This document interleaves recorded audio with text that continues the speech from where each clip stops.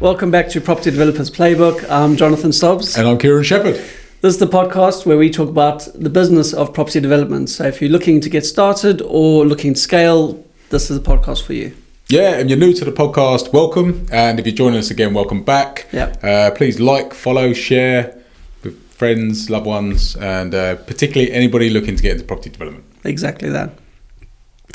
Today we are talking about behind the scenes on one of our developments. We've spoken about it quite a few times, Saltash development, which is an office building we're converting into 9 apartments. We thought we'd do kind of like a developer diary. Yeah. Just kind of give everyone an update on where we are, what we've done and where we are to date, and then what the plan is for the future. Yeah, because I'd say build-wise, we're probably 2/3 of the way through, a little bit over.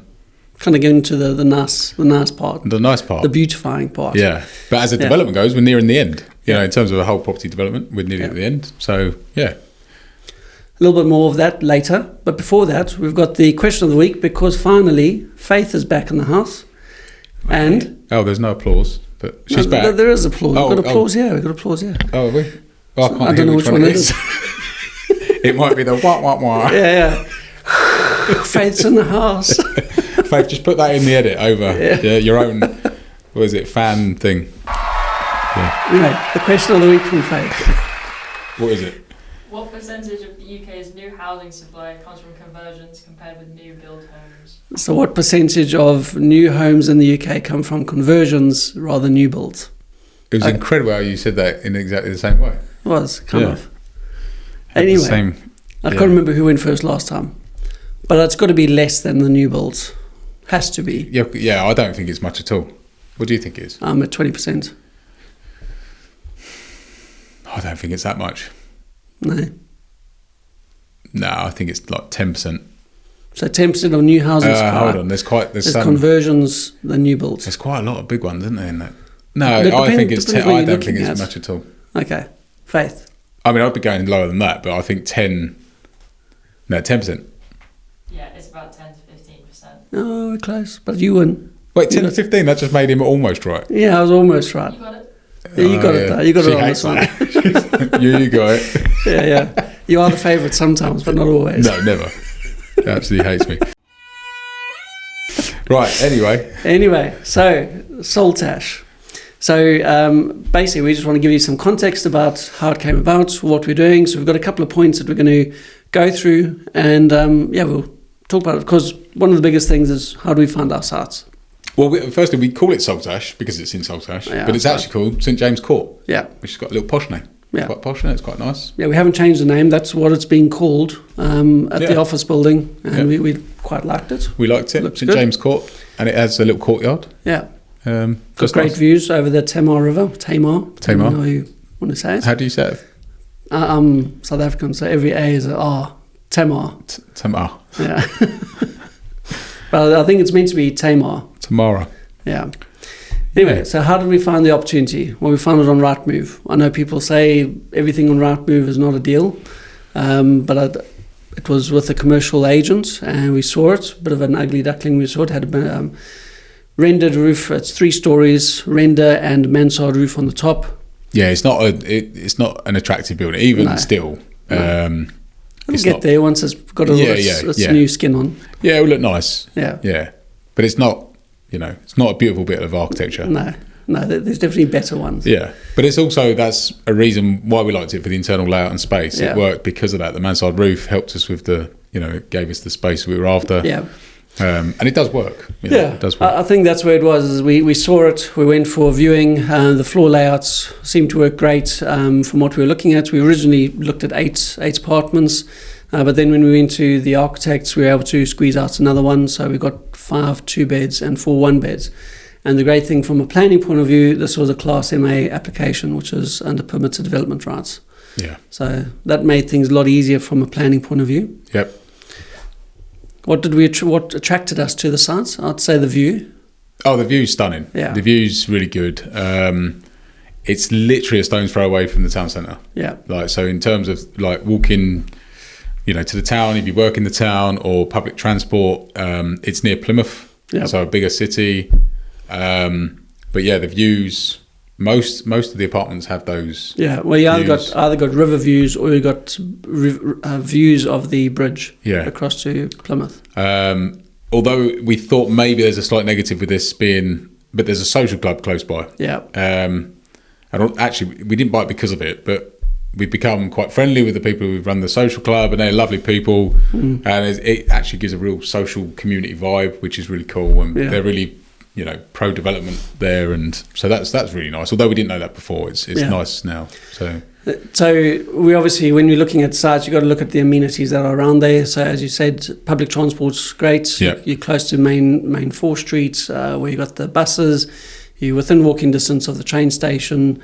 And then, you've got Plymouth local, or you go the other direction and you further into Cornwall, where you've got other bigger towns, Liscard, Truro. Yeah, and we liked it because you've obviously got the Plymouth Navy base, so there's military, so lots of potential people that we can sell to or rent to or whatever the outcome be. So there's lots of box ticking really. Yeah. And the fact that it was a bit of an ugly duckling probably is why people, maybe put off by it or didn't know what to. Well, it was kind of hidden away, isn't it? It's tucked away behind other buildings, so you don't actually see it from the roadside. No, and it's a horrible baby poo brown, isn't it? Yeah, at the moment. At the moment, it won't be. Yeah, it'll be crisp off-white when we're done. Yeah. So the purchase process was interesting, in the sense that we actually agreed with the vendor to do vendor finance for an element of it. Yep. So that's how we bought it, with bridge, vendor finance, and then we've since refinanced onto development finance. So that's kind of helped things out a lot from a timing point of view, because we're able to get our planning in that space and also then work out on some of the other things that we've been doing on the construction side. Yep. What's happened on site so far? We've stripped out. We've got first fix electrics. We've got the stud walls up. We're starting to board out. We've had fun doing the AOVs. I think those were a bit of a challenge. Yeah. And then you also got all the... So originally we weren't looking to do all of the windows, replace them all. But now I think we are replacing all of them. Yeah, so in the mansard roof, which if people are unsure of what a mansard roof is, it's sometimes people call it like a Dutch barn roof. So it's sort of, takes on 3 different angles or separate angles. The roof forms part of the wall space. So in there we had Velux windows, which... Yeah. A lot. They were fine, but they weren't up to spec. I think they were like about 30, 40 years old. So what's great is it's very easy just to buy new ones, take the old Velux out and put new Velux in. It's simple, but it's a bit of work, bit of cost. Yeah. But now we've got good sound insulation, good insulation, nice, clean, new. So we've done that, put new AVs into the roof space. The roof was solid as well. That was another thing we should mention, actually. One thing we liked, and we could tell quite early on, was it's a solid building. So there's actually 2 buildings that have joined together. They've had additions for floors put on as well, which we found out later on. I think that's one of the things we found out through the strip out. Yes, yeah. What was how these were pieced together rather than actually joining them. They just built the new extension right next door to it. So you actually had 2 external skin walls next to each other. Yeah, so big waste of space, but actually works very well for sound and fire. So to have those elements there. And also the... at some point, one half of it had a flat roof on the first floor. They've added a second floor and carried on the mansard roof. So, and they built above that flat roof a whole new steel structure. Yeah. So from what will be the ceiling to the floor of the next floor, there's this massive gap. Like 1.5 meters or something? Huge. Yeah. But it works, and that's sometimes you've got to look at these sort of things. And a lot of people I think would look at that and go, "Oh, there's lots of space. How do we use it?" But you've got to think about what the end game is, how that's going to look, and how you use the space and work with it. So we're up to pretty much ready for we've dry lined. We're ready for taping and joining. Yeah. All the first fix is done. We're looking at placing our orders for our kitchens. Yeah. We're going through that at the moment, aren't we? Just fine tuning what we want them to look like. Yeah, that's right. We're almost there. I think we've decided on most things, haven't we? So that's another thing. We actually like that bit, so we don't get interior designers. We might consult with them, but we actually, I wouldn't say we think we're great at it. We like doing it. We like doing the interior design side, and I like the number side. I like picking the materials. I've liked trying to get everything for the best value as possible. Yeah. So looking at the cost, seeing whether we can find it cheaper elsewhere, but ultimately it's going to come down to convenience and where we can find everything. So, and that's another thing, isn't it? I mean, as much as we plan and we know our game and we know what things cost, things do come out the woodwork. Yeah. You know, you have to pivot and change. So yeah, don't get too carried away, because something always comes out of the woodwork that you need to sort out. Are we at that point actually? We've had some of that. So like biggest challenges. Oh yeah. We obviously were looking at putting in gas boilers, and then we had the Wales and West gas engineer out. Yeah. Who then started planning. So we thought we were going to come in the one road, which was closer, but he was saying it had to be the other road that was like 50 meters away or something. Yeah, stupid. And so our gas quote that came back was like £28,000. Yeah. And I was like, right, we're not doing gas anymore. No. So now we've gone all electric, and it's just seeing, again, you've got to work out what the electrics are. Can they take it? And we've established that it can, which is good. The electrics are coming in a lot closer than where we were looking at before. We've reduced our plumber's quote from taking the gas elements out, the gas boilers and so on. But we're obviously increasing the electrician's quote, because now we've got the under-counter water heaters, electric showers, etc. to factor in. Yeah, so it's a bit of a balancing act, but I think actually we are better off. Quids in. Also, just a bit of clever thinking with the heating system in terms of those quantum dimplex heaters and things like that. So they give you a better EPC rate than your standard sort of electrical panel heaters. So again, you know, you can't skimp. You still have to achieve good EPCs and good things, and people are going to live there. And the other thing is on this, that wasn't an easy decision, but it's an easier decision made because the value of the properties. Yeah, you know, these aren't £500,000 apartments where maybe people would expect, and we would provide, you know, maybe if not gas central heating, then solar or air source or something like that. These are 1 and 2 bedroom small apartments in an area for a certain value, and that's, you know, people would expect them to be run off electric. So what other surprised us the most? I think the EWI. So that's external wall insulation. So one of the things that we knew early on that we definitely wanted to re-render the building, because it was just it's cracked, it's had its day. So plus there was some cladding we've taken off that was we've exposed. Yeah, some pointless boxing. Yeah, weird boxing that we thought was going to hide something in there that we had to get rid of. But it had 2 or 3 pipes running around the building, and it was a huge amount of boxing hidden. So timber paneling. But yeah, we made the decision to externally insulate, so create a really nice, again, because we are fueling these solely on electricity, so to get 100 mil insulation all the way around the building as external wall insulation, it was a higher cost than we anticipated from earlier doors, but we obviously offset the cost to render the building and paint the building. They're 2 costs we don't need. We made a good saving on our scaffold, so we were able to then use some of that money. And yeah, it's just one of those things, isn't it? It's just a bit of a. But we're doing the external rendering and insulating because we didn't want to do it on the inside of the building. Yeah. If we did it on the inside of the building, we'd be losing valuable square footage that becomes part of the apartment. So the apartments are bigger, so we can sell that space, and the insulation goes on the outside. It makes the whole building look refreshed and brand new, basically. So lots of good things, lots of box ticking. You know, it just probably a little bit more than we wanted to spend, but it is what it is. It is what it is. It is what it is. Through the process, and we spoke about it on a previous podcast episode, is with our professional team that we've had on the project. They've obviously specified certain materials and certain ways of doing things. We've challenged those. I'm thinking about the screed scenario. Yeah. They were suggesting on the ground floor flat to do a layer of screed. That was going to take time to dry out before we could do anything, whereas you came up with a different solution. Yeah, so we've used like a floating floor system, thicker insulation, cable deck over the top, same DPMs, radon barriers, things needed.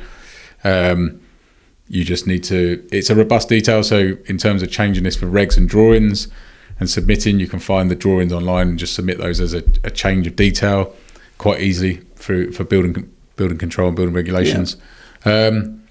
But what that meant was it sped it up. So screed, effectively it's a millimetre a day of drying time. If they're speccing 70 mil, minimum it's going to be 70 days. We didn't have 70 days. No. So that sounds madness. Yeah.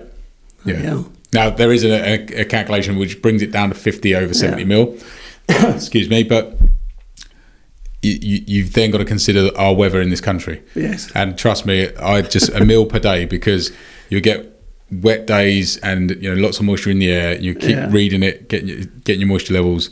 That's what it'll be. Minimum is. Well, is if we could have timed the screed till last week when it was like baking heat, it would have been great. It'd be great. But we started in February, which wasn't the best time. So you get, although it's a pretty quick process to get in, to get done a screed, you have to wait for it to dry. And also one of the things that I find just annoys me is then you've got to work over it, and sometimes the screed the surface of the screed can break up, and that's not always due to the quality of the product or the person laying it. It can it can just be. So this particular route we decided to go was quick, efficient. We saved some money, but it worked. It was more about time. But time and as crucial. long as we hit the U values and insulation that we need, which is key, which we were above. We're above. There was another one, wasn't there? What was the other one we did?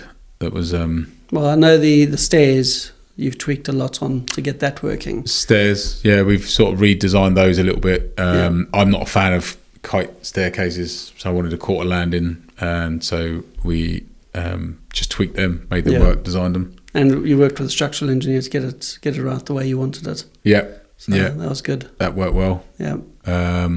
Although I was saying this morning, we actually, so you design the staircase online. There's a company, I'm not going to say who, but there's plenty of companies out there. You can design your own staircase, get it ordered and delivered, and then your chippies will build it on site in like 3 or 4 pieces rather than 100 pieces of timber, bespoke making it. So it's bespoke made, but to how you design it online. And it's always a bit nerve-wracking when you do that. So this has got 3 sort of sets of stairs, and the first one that went in, I get the call from the site manager saying, we've got a problem here, and I'm thinking, what have I done wrong? And but it turns out we took the old staircase out, and it was hiding a concrete ring beam that went round the building, and obviously you can't cut into that, without structural calculations or knowing what you're doing with it. So the carpenter come up with a suggestion to customise this bespoke staircase that I've already designed, and luckily it's only tweaking it, but it will work and it looks fine and it's all good. So, but again, that's what you got to do. It isn't always going to work, and you need to be able to just respond positively and do what you can do. And I think that's something with developments is you can plan the best scenario as much as possible, but there's going to be things that come out, surprises, that you need to make amendments and make changes, and just work with what you've got. Especially when you're doing conversions, because you're working with an existing building. It's not like a new build where everything should be perfect technically. You've got to work with what you've got. There's other little nuances like the so where we've got the structural steel for the existing structural steel for the mansard roof, where that's boxed in and comes down, and we might have like an element of boxing, and then one of the wall lines is right next to it. It leaves this really strange odd gap, and it seems quite obvious, but you have to go around and make sure that the team board that over. We don't need a little gap that's going to cause dust. You can't paint it, decorate, all these little things, and they're not quite shown on the plans because these are sort of measurements that aren't quite that tight. We've gone off building reg drawings because we're the contractor as well as the developer, so it's not a full measure down to the mill. So these things need to be, anything that's, you can't put shelves in, anything under that sort of size, we're just boarding over. Otherwise it's going to cost us time and money, and it's not enough footprint to add anything to the room. So anything really under a foot that's sort of no useful space, we square it off and use it as a corner space. Maybe a wardrobe can go in there, but it's just little things like that. So some of the lessons, we've got a couple of questions we're going to go through, just lessons from the project that we've had. So we're going to alternate the questions here. But what would you do differently? So I've always fancied being a professional sailor. Oh, you mean in this job? In this job. What would I do? Funny guy. Dave's face. She actually hates me. Anyway, moving on swiftly. What would I do differently? I'll tell you what. So I've been overseeing the utilities. I just wish I'd got in there a little bit sooner. That's probably what I wish I'd done. But overall, I think I love the layout we've got. Yeah. I love what we're doing. Don't think there is really anything other than that. I wish I'd just got in a bit earlier with the utilities, which the timing on that's probably my advice actually off the back of this. Just make sure you're getting in there early enough. Yeah. I'll ask you the next one. Okay. Well, unless you've got a follow-up question. Well, no, I was just I think on that, what I would probably not try and design it to what is my taste. So where I'm talking about the mansard roof as an example, I was thinking of these vaulted ceilings and everything else. And you're like, let's just cap it off, make it look neat and simple. And I think that delayed some time because we're trying to work out what was the best scenario on that. Yeah, it probably didn't. More my side than anything else. Yeah. Yeah. But it's hard to do that, isn't it? Because you've got to think, like, these are places people are going to live. We know how we want to live as humans and what we like. And it's hard to step out of that and see you still want it to be a lovely space, a home. But it's also a business, so it's tricky to step out. And we've both done it. We've both you sort of go, oh, what about this? And I like that. Ultimately, it's got to be the right thing at the right price. And also timing. You know, you can plan a lot, but if there are things where you think you're going to be okay, and then all of a sudden stock isn't there, or you have to be able to change, tweak and change. And that was something we did with. So when the architect specs all their products, and they tend to do that, they'll stick with some of the bigger names because they have more information behind them. So like in terms of installations, like rigid board insulation, they might go for the standard name of Celotex, because Celotex website, they'll have all the documents and the robust details that go with it to support it, have all the accreditations and everything. Whereas you might be able to go for a company that has equally as good, almost as good installation like Rectacell, and you can change that product out as long as you're checking that you're keeping the U values, the actual thing that matters. We did that. We've done that a couple of times. What was one? Well, I'd say you've done that. I haven't done anything on that. That's your thing. I think that was. Kitchens, I think that was the installation that you're talking about. I think it was the installation, wasn't it? So. It's just things like that. You just seeing what you can do. It was the external installation as well, wasn't it? That was one. They'd specified a more expensive, thinner installation. I think it was Knauf. And then when speaking to the EWI suppliers and installers, they were like, no one actually really likes using that one. These are the reasons why we would suggest going thicker with a different product. You get the same, actually better U value, but it's a bit thicker. These are the things you've got to look at. We looked at them. We're like, our soffit boards are deep enough to take 100 mil rather than the 50. So it worked. We were able to make that work. So some slight adjustments with our windows coming out, which actually helped us. So our sills weren't so deep. Again, little details. You've got to keep your design hat on as well. You know, you've got to be a little bit of an architect in this thing and think about how all these junctions are going to work and the different layers. And also having good, if that's not your bag, that's what I studied. But if that's not your bag, just having a good experienced team around you. You've got some really good site manager Terry, good guys on site that spot these things and question it. And it's not personal. I want them to question it. I want them to have the answers, and I want them to always be looking, because they'll spot stuff before us because they're there every day. And if it doesn't make sense to them, they'll let us know. So. Next question. What decision saved money? Not doing gas. That saved a chunk. That saved a chunk. Yeah. I was just trying to think of another one that's saved. Well, the insulation on the ground floor.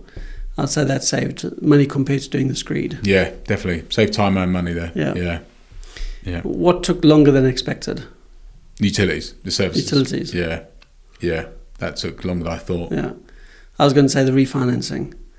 Going from our bridge finance onto the development funding. Funding can take time. It's just sometimes things seem to take on forever. Solicitors wanting ink on paper rather than just doing the usual DocuSign or something like that, and you're running around.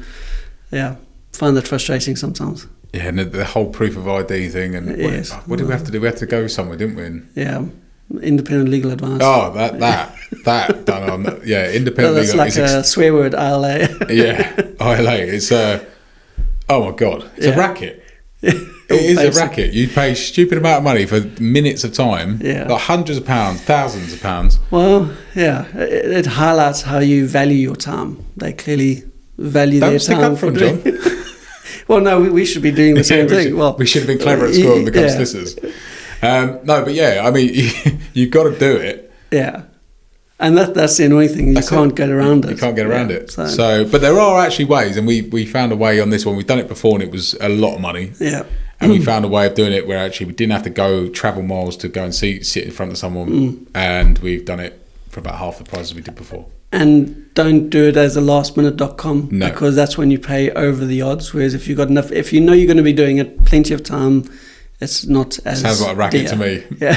Oh, you're desperate. Oh, that's the price is double. Yeah, it's gone up. Yeah. Yeah. Basically, yeah. What advice would you give someone doing a similar conversion? I don't know. What advice? I'll tell you something. Just think about your. So we've always known from day one that not every apartment's got parking, but right behind it is a paid car park. Yeah. And also the social club are more than happy to sell the apartment owners. Not sell. What is it? Sell them a membership. Offer them a membership. Yeah. For not a lot of money, and they can park there as well as long as they use the social club. So, but one of the things you must do is plan for your trades. You know, you're going to have a lot of vehicles, a lot of vans, and how that works, and the logistics as well. That's another thing. If we're talking similar property, similar location, think about your access. Think about your utilities early doors as well. Yeah, that's one I was going to pop on there. Was get your utilities started soon, especially if it's conversion. Get in contact with them at the very beginning. Make sure that the locations and everything else, that you can space plan it a lot quicker. Do you know what I find as well? And this will catch a lot of people out, because it catches me out. Right, I'm not in logistics. I know there's a lot of guys in construction that love lorries. They know what they're talking about with the Volvos and all the different wagons and the massive 20 tonners, 26 ton. And I still get asked today, you've ordered some products in bulk, plasterboard say, and they get a phone call from, let's say Jewson's or Travis Perkins logistics side, delivery department. Hello mate, what size lorry can I get down there? I'm like, why would I know the size of your lorry? Oh, I don't know. A big one? It depends how good your driver is. Yeah. And then they're making my problem. They're like, we're going to bring a 26 tonner down. I was like, all right, what's that? Oh, it's an Arctic, That may be challenging. Well, it doesn't mean, what does that mean to me? I mean, I've had loads of deliveries, but I don't know if it can fit down there. I'm not driving it. All I can say is, well, we've got a skip lorry down there, and it's... So just those things is maybe... I tell you what would be handy is if you created a little document of just showing the access, because... Okay, you think you can go on Google Earth, right, and see it, and a lot of projects you can, but this particular, our little lane hasn't got Street View, has it? Not all the way. View, no. And that's what I think a lot of logistics companies rely on now to see what they can fit down there. And also we've now got scaffolding and parked vehicles and vans and public, so all gets a bit crowded. It gets a bit crowded. It gets a bit difficult, and just bear that in mind. How you're going to communicate that to your suppliers and your subbies and your main contractor or whatever. So, sorry, I'm waffling. No, that's all good. What about you? What advice would you give? I think, like I said, is getting those utilities, getting them on board, getting them out to site sooner, spacing where it's going to be. So it's if the gas, we'd done that at the very beginning, we'd have not done gas in our plans as late as we had. Yeah. But I think all of these things, we're still learning different things. Every property, especially in conversion, is different. So you need to tackle things as they come up. What have you learned about managing contractors? Not a lot, because Kieron does everything. So not everything, but I suppose this is if it was for other people. Yeah. If you were a main contractor, we'd have the contracts done at the very beginning, early doors. We'd had all our plans done early doors, and try not to make as many variations as what we have done. But the benefit of what we've done is we were able to, when we're starting to do the floor plates for the stud walls, we were able to go in and tweak some of the things, which have actually made the flats a lot more livable. Yeah, which I think is really good. I think as well, if you're doing that, just be clear with your contractor from day one that that's what you plan to do. That can I get a call when all the base plates are in ready to go, or even drawn out, however they want to do it. I mean, we actually went favour was with us. I tried to tape out the lines, and none of the tape would stick. Yeah, it wouldn't stick on the floor. We went and tried to get more tape. Yeah. Anyway, that was an adventure. But yeah, once the base plates were down, and you could just tweak stuff if you wanted to, not unnecessarily, not millimeters here or there, but if something wasn't quite right, you could question it and look at it. And I suppose from my point of view is managing subcontractors. So again, making sure you have good pre-let meetings where you're discussing, what you want as an outcome. Yeah. Making sure the contracts are there, the agreements are there, that you're all on the same page and you're talking it through. Yep. That's the key. Would you buy another office conversion? Absolutely. I think we are. Tomorrow we complete on another one. The big one. So all of that will come out in the next few weeks. We'll be talking more about it. We've been working on it for the last year with regards to our planning application. Yeah. So, very excited about that. But 100% we'd buy more. Yeah. There's just so many benefits. I obviously like the tax side of things. So better stamp duty rates. We can better VAT rates from a contractor's point of view. And 5%. You can also claim it back as well. So yeah. And it's good. I mean, obviously you're looking for a good shell, and you don't always know what you're going to get because a lot of it's hidden. So I'd say either with a surveyor or yourself, if you know what you're doing, if you're in the trades or you are a surveyor or something like that, have a good prod around. When you're in that sort of negotiating stage. And actually, a lot of commercial buildings you can do that. A lot of their sort of false ceilings, the MF ceilings, you can just pop the panels, have a good look. We're very incredibly lucky with this one, but we know what we're looking for.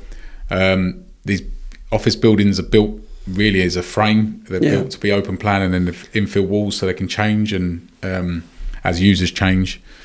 But I would absolutely buy more. I think they're great. I think, And what I like as well is you've already pretty much got you've got a roof on. Yeah. So your trays are inside. Generally, it's watertight. Yeah. Generally. Yeah. Depending on the state of the building. Yeah. But you've got all your drainage ready and foundations done, wall structure, and the roof. Yeah. Yeah, it's good. So what's next? From a building side of things, like I say, we are currently sorting out the kitchens. We'll be placing those orders fairly soon. Windows are due to be fitted in the next week. I think they're being delivered to site this week. Delivered tomorrow. The fantastic window and door company, Parallax Windows and Doors, the surveyor's going up tomorrow to take delivery. So we're direct to site, saving time and sort of quality control, sending somebody up there to make sure everything's good. They're doing a last measure. It's windows, doors, fixtures, fittings, that sort of thing. Internal doors. We're also meeting up with the marketing agents tomorrow. Yep. Because we've been talking to them throughout kind of giving them updates as we go along. We met them at the beginning of June to kind of say we're pretty much ready to start launching them. So we're meeting up with them tomorrow to go do the final kind of discussion, marketing strategy, and get them launched so we can start taking some off-plan sales. Yeah. And this isn't sexy development, is it? I mean, it is good, solid bread and butter homes. Yeah. Isn't it? These are great little starters or downsizing. Yeah. They start flats like a one bed from 145 upwards. Yeah. They're very affordable. Yeah. And these are decent sized one beds, like 54 square meters.